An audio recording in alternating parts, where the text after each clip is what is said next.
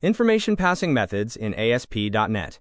In ASP.NET, information passing methods are used to transfer data from one page to another or store data for future use. The main methods are query string, cookies, session variables, application variables. 1. Query string. Query string is a method to pass data through the URL.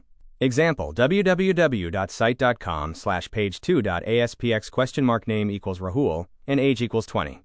Features: data is visible in URL. Only small amount of data can be sent. Used with get method. Advantages: simple and fast. Easy to use. Disadvantages: not secure. Limited length. Data can be modified by user. 2. Cookies. Cookies are small files stored in the user's browser. Types: temporary cookies, deleted when browser closes. Persistent cookies, stored for a fixed time. Uses: remember user login.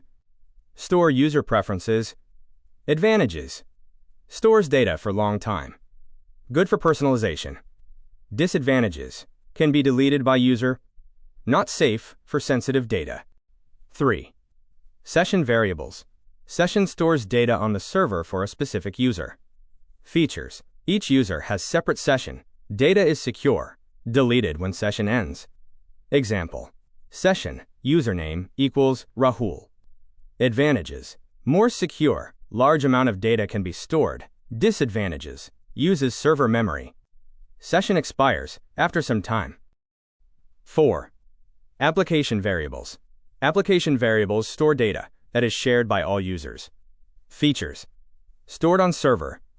Same for all users. Remains until application stops. Example: application total users equals 100. Advantages: fast access. Useful for global data.